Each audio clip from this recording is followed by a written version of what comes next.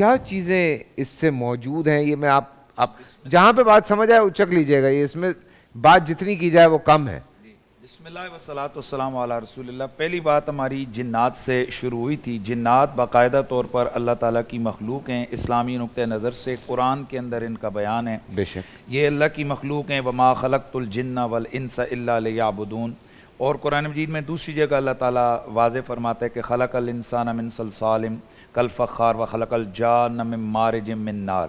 تو یہ جنات کو اللہ تعالیٰ نے آگ سے پیدا کیا ہے. اور کتنی اقسام ہیں جنات کی؟ جس طرح انسانوں کی ایک انسان ہو کر ہزاروں قسمیں ہیں، ان کے اپنے اپنے مذاہب ہیں، اپنے اپنی کائنڈز ہیں، اسی طرح جنات ایک مخلوق ہے باقاعدہ.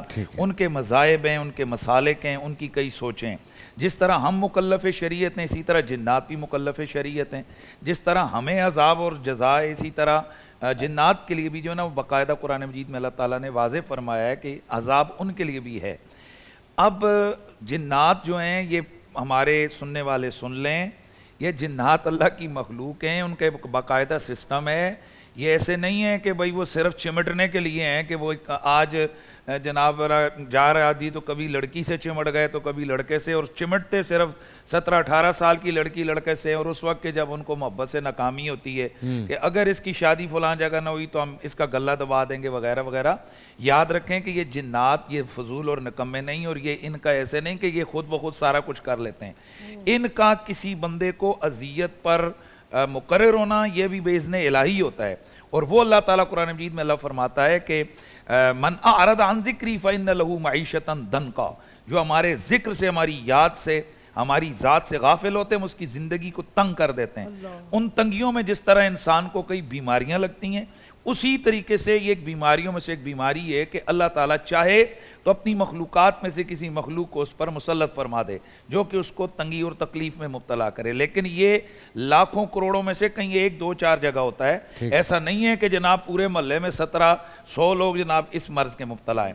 اگلی جو اہم ترین بات ہے فیصل صاحب، وہ ہم اپنے سننے والوں کو یہ بتائیں کہ یہ جو آج جنات کے نکالنے والے بابے جو گلی محلے میں، یہ بھی عذاب الہی کی اقسام میں سے ایک قسم ہے.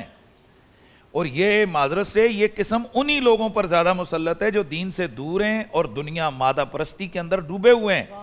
جو لوگ اللہ کے رضا کے لیے مسجد میں 100 روپے نہیں دیتے، بابے کو لاکھ روپیہ دیتے ہیں. جن سے جا کر یتیموں اور غریبوں کے نام پر آپ کہو کہ فلاں جگہ یتیم پیاسے اور فلاں مدرسے کے اندر بیچارے مسافر طلباء، اللہ کے دین کے مسافر، وہ مہمان، ان کے کھانے کے لیے کچھ نہیں ہے، 10 روپے نکال کے دیں گے. اور وہ یہ جو لاکھوں کروڑوں میں کھیلنے والی آنٹیاں اور بہنیں اور فلانیاں، یہ ان سے کہیں مسجد کے اندر یہ 100 روپے نہیں دیں گے، لیکن ان کو وہم میں ڈال دیا جائے.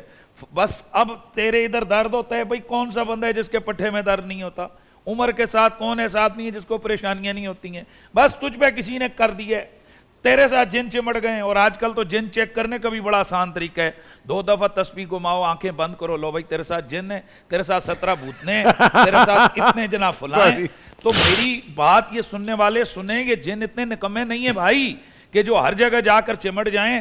اور یہ کوئی ایسا جس کو کہتے ہیں کہ یہ کوئی ٹیسٹ مشینیں نہیں ہیں یہ بابے کہ جو جا کر ایسے کریں گے تو جناب وہ بتا دیں گے اس کے ساتھ جنات ہیں.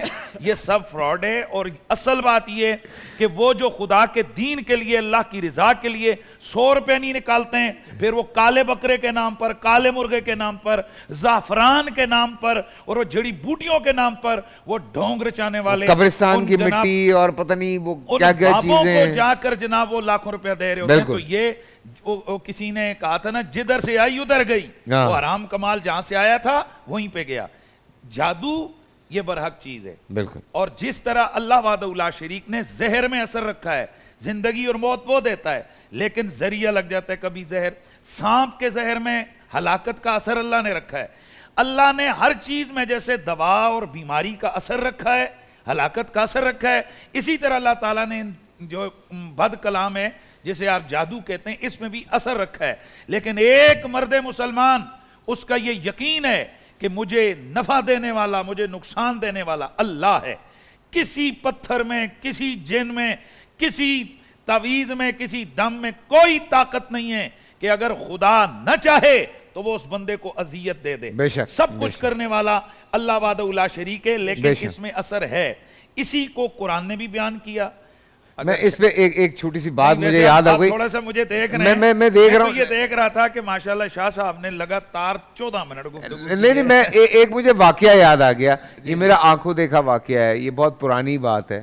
اور میں یہ آپ ایمان کی بات کر رہے تھے نا کہ اللہ پہ ایمان کا ہونا کتنا, میں یہ اپنی آنکھوں دیکھا بتا رہا ہوں, میں جھوٹ نہیں کہہ رہا ہوں, میں حقیقت آپ کو بیان کر رہا ہوں. ہم واگا بارڈر کے پاس کہیں شوٹ کر رہے تھے, ہم وہاں پہ شہد لینے چلے گئے, میری آنکھوں کے سامنے وہ لڑکا اوپر چڑھا ہے, اس نے دعا پڑھی ہے, اپنے ہاتھوں پہ دم کیا ہے, اپنے اوپر دم کیا ہے, میں جھوٹ نہیں کہہ رہا ہوں, اس نے ایسے کر کے مکھیاں سائڈ پہ کی ہیں, چھتا اتارا ہے, نیچے لے آیا. تو یہ تو ہم یہی تو کہہ رہے ہیں فیصل بھائی, ہم یہی تو کہہ رہے ہیں کہ اللہ تعالیٰ نے ہر چیز میں اثر رکھا ہے.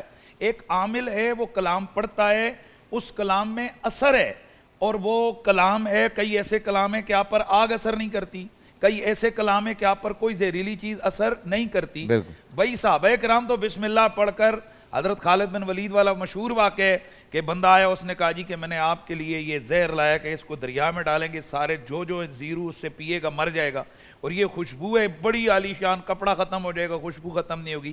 آپ نے وہ خوشبو مدینہ شریف بھیج دی حضرت عمر فاروق کی طرف, اور حضرت عمر نے اس خوشبو کو روضہ رسول پہ چھڑک دیا, اور وہ جو زہر لایا تھا نا تو آپ نے ہتھیلی پہ ڈالی, بسم اللہ الرحمن الرحیم یوں کیا, اس نے آنکھیں بند کر لیں, جب دیکھا تو آپ مسکرا رہے تھے, کہنے لگا یہ کیسے ہو سکتا ہے. آپ نے فرمایا کہ تیرا یقین اس پر ہے کہ یہ ہلاکت دیتی ہے, میرا یقین کائنات بنانے والے رب پر ہے, اگر وہ نہ چاہے تو کوئی چیز ہلاکت نہیں ڈالتی. تو یہ ایمان کی قوت تھی. بہرحال ہمارا یہ آج ہمارا میسج یہ جانا چاہیے, ہماری مائیں بہنیں یاد رکھیں یہ کوئی یہ جو بابے یہ فلانا اصل نوست کیا ہے. 10-11 بجے سارے سوئے ہوئے اٹھتے ہیں, صبح فجر کو اٹھتے نہیں. یار اس گھر میں نوست نہیں ہوگی تو کیا ہوگا, بچے ماں باپ کے نافرمان نہیں ہوگے, پھر کھانے پکا کے دیں گی, ناشتے کروائیں گی ناپاک ہاتھوں سے, بے وضو اٹھ رہے, چلو بھائی کھاؤ, بچے اسکول گئے. وہ بچہ جو صبح اٹھا وہ ایسی بدرو یعنی ایسے انداز سے ایک دوسرے کے منہ لگے, وہ دن میں گھر میں کیا رونق ہوگی. وہ بچہ جو ان گندے ہاتھوں سے کھا کے پلا ہے, تو مجھے بتائیں وہ بچہ کیسے فرما بردار بنے گا. تو ہم اپنے معمولات زندگی کو تھوڑا سا بدل دیں, زیادہ نہیں, تھوڑا سا, گھر میں زیادہ نہیں تو کم از کم روزانہ آیت الکرسی پڑھ لیں یار, اگر زیادہ نہیں تو اونچی آواز سے کوئی نہ کوئی اذان دے دے یار, اگر اور نہیں ہو سکتا یار قل واللہ شریف ہی پڑھ لیں. تھوڑا بہت گھر میں یہ چیزیں ہوں تو یہ نوستیں وہ اس نے ختم ہوگی, یہ جن شن بھی نظر نہیں آئیں گے, پریاں بھوت بھی نظر نہیں آئیں گے. اور اللہ کی راہ میں مسجد وغیرہ میں دے دیں, مدارس میں دے دیں, تو کم از کم ڈھونگ بابوں سے بچ جائیں گے. ماشاءاللہ. بول انٹرٹینمنٹ کے شوز دیکھنے کے لیے ہمارے چینل کو سبسکرائب کریں اور بیل آئیکن پر کلک کرنا نہ بھولیں.